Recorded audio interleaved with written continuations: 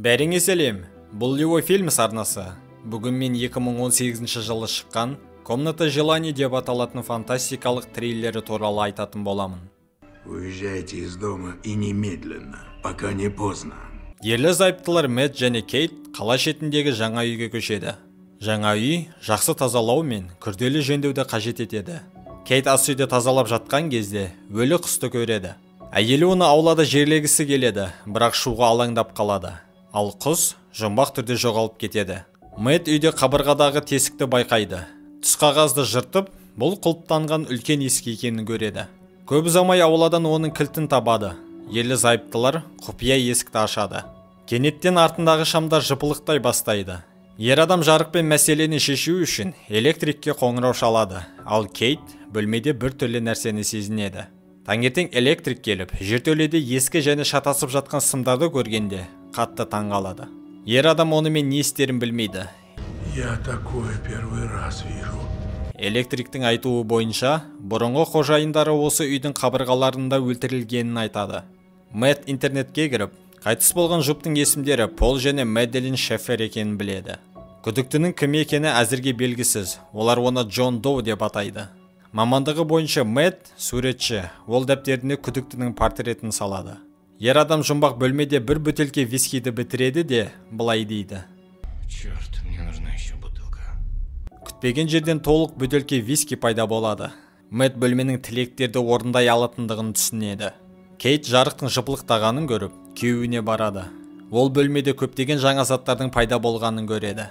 Мэтт әйеліне Ван Гогтың шынайы картинасын көрсетіп, бөлменің кез келген материалдық тілектерді орындай алатынын айтады. Әйелі сенбейді және әзілдеп $1000 алғысы келетінін айтады. Күйеуі бөлмені аралап, ақшаны табады. Кейт мұны күйеуінің ойластырғаны деп ойлап, сенбейді және $1,000,000 сұрайды. Жарық өшіп, $1,000,000 пайда болады. Әйелі қорқып кеткісі келеді, бірақ Мэтт оны өмірден ләззат алуға көндіреді. Енді ерлі зайыптылар күн сайын жаңа тілектерді ойлап табады және олар бірден орындалады. Киім-кешек, зергерлік бұйымдар, ақша, тіпті скафандр мен гравитациясыз ұшу, кез келген тілек. Әйелі бұл қалай жұмыс жасайтынын сұрайды, бірақ Мэттің өзі мұны түсінбейді. Олар тілек айтқан сайын үйдегі шамдар мен жертөледегі оның көзі жыпылықтайды. Ерлі зайыптылар кештерін әдемі өткізеді. Дегенмен, келесі күні таңертең Кейт көңіл күйі болмай оянады. Өйткені ешқандай материалдық құндақтар оның ішіндегі бос орынды толтыра алмайды. Мэтт әйеліне ойыншықтары бар бесікті көрсетіп, бала көтеру үшін қайтадан әрекет жасауды ұсынады. Бірақ әйелі бұған қуанышты емес, өйткені ол 2 рет түсік түсірді және бұл тақырып оған ауыр тиеді. Кейінірек Кейт бөлмеге кіріп, өздігінен бала жасауды тілейді.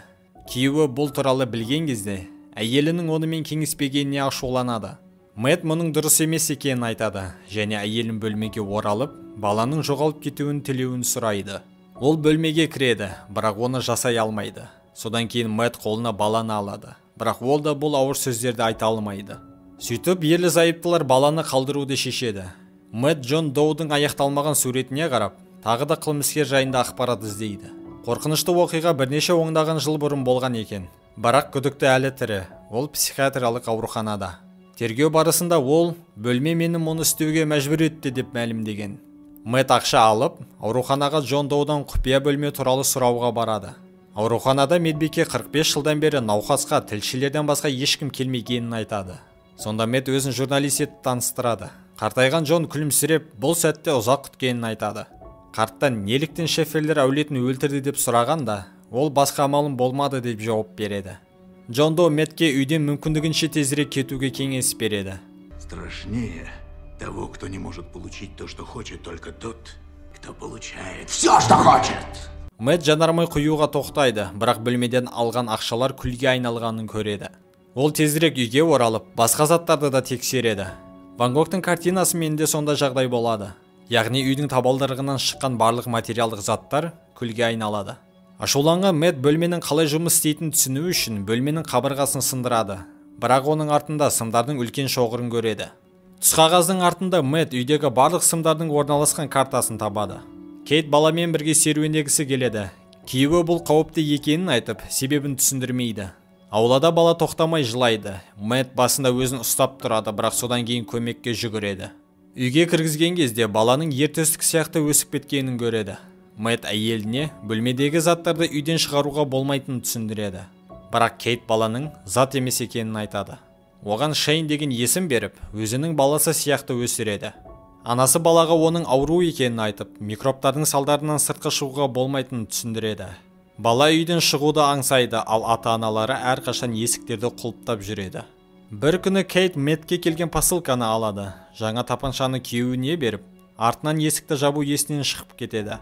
Шейн осы сәтті пайдаланып, байқатпай есікті ашады да, қолын аздап шығарады. Бақытына орай, анасы желді сезіп, ұлын аман алып қалады. Ата-анасы барлық терезелерді бітеп тастауды шешеді. Түнде ұлы әрқашан анасының жанында болғысы келетінін айтады және анасы оны құшақтайды. Ал Мэтт өзінің жаңа тапаншасын сынап көреді. Мэтт үйге қайтқан кезде баланың қар шарымен ойнап жатқанын көреді. Мэтт Шейнді өзінің баласы деп санамайды және оған дөрекі қарым-қатынаста болады. Түнде Шейннің ұйқысы келмей, сымдардың сызбасы бар картаны және бөлменің кіру есігін табады. Таңертең Мэтт жанында жаңа қар шары ойыншығын көреді. Есеңгіреп қалған ер адам әйелін оятады да бөлмеге қарай жүгіреді. Ерлі-зайыптылар орманның ішінде баланың аққала жасап отқанын көреді. Әйелі оған қуанады, бірақ Мэтт ашуланып, оны сыртқа сүйреп алып шығады.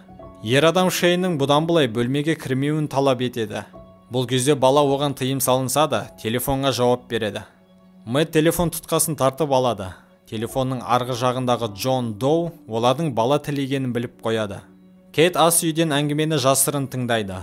Джон балаға үйден тыс өмір сыйлаудың жолы бар екенін түсіндіреді. Бірақ бұл қиын таңдау болады. Шейнді құтқару үшін Кейтті өлтіруге тура келеді, немесе керісінше Кейтті құтқару үшін Шейнді өлтіруі керек. Джон оны құпия бөлмеден тілеп алған бала екенін мойындайды. Джонның өмірін сақтап қалу үшін анасы әкесін өлтірген, сосын Джонды оны өлтіруге мәжбүр еткенін айтады. Кейт шошып үйден кетіп қалады. Ол көлігін соғып, өзін өлтіргісі келеді, бірақ қолынан келмейді. Шейн Мэттке айналада болып жатқан нәрселер туралы сұрақ артынан сұрақ қоя береді. Соңында ер адамның шыдамы таусылып, баланы сыртқы есікке сүйреп алып барады. Давай! Узнай, что будет! Шейн қорқыныштан қашып кетеді.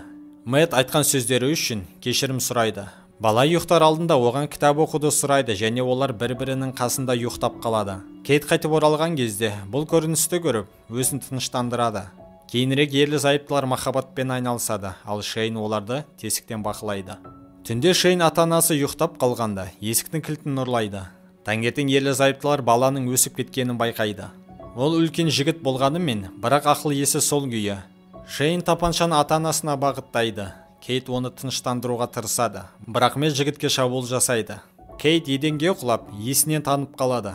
Әйелі өзіне келгенде Мэтт Шейннің кездейсоқ атудан қайтыс болғанын айтады және оны көшеге шығарып тастағанын мойындайды. Кейт көзіне жас алып есіктен жүгіріп шығады, бірақ күйеуі оны тыныштандырып, үйге қайтарады. Осы сәтте нағыз Мэтт есін жиып, әйелін құтқарғысы келеді. Ол шамдардың жыпылықтағанын және есіктің құлыптанып тұрғанын көреді. Кейт пен оның көшірмесіне айналған Шейн іште екенін түсінеді. Үстел үстінде Кейт күйеуінің Шейн сияқты мұз текшесін шайнағанын байқап, оның алдында нағыз күйеуі емес екенін түсініп қояды. Мэтт бөлменің қабырғасын бұзып, сымдар шоғыры арқылы ішке кіреді. Ол жақта ер адам Шейннің дәл олардың үйі сияқты үй жасап алғанын көреді. Бұл уақытта Шейн әйелді пайдаланып қалуға тырысады. Шейн Кейтті зорлап жатқан сәтте Мэтт үйге кіреді.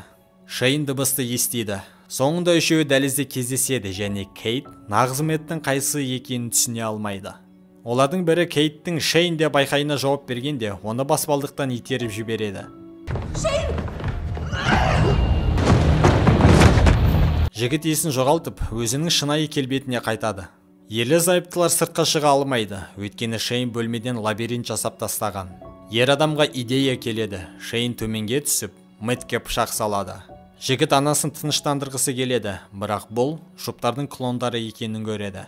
Жігіт ашуланып олардың артынан қуып, нағыз үйге жетеді. Шейн Мэттке шабуыл жасайды, бірақ ол жігітті сыртқа сүйреп шығарады. Жігіт көп ұзамай өлетінін түсініп, артқа қарай жүреді, бірақ Кейт есікті құлыптап қояды. Бірте-бірте қарт адамға айналып жатқан Шейн есікті ашуды сұрайды. Көп ұзамай ол күлге айналады. Кейт жылайды, өйткені оған өз баласындай қараған еді. Bir айдан кейін ерлі зайыптылар шағын жалдамалы бөлмеде тату-тәтті өмір сүреді. Кейт жүктіліктің сынағының оң нәтижесіне қорқынышпен қарайды.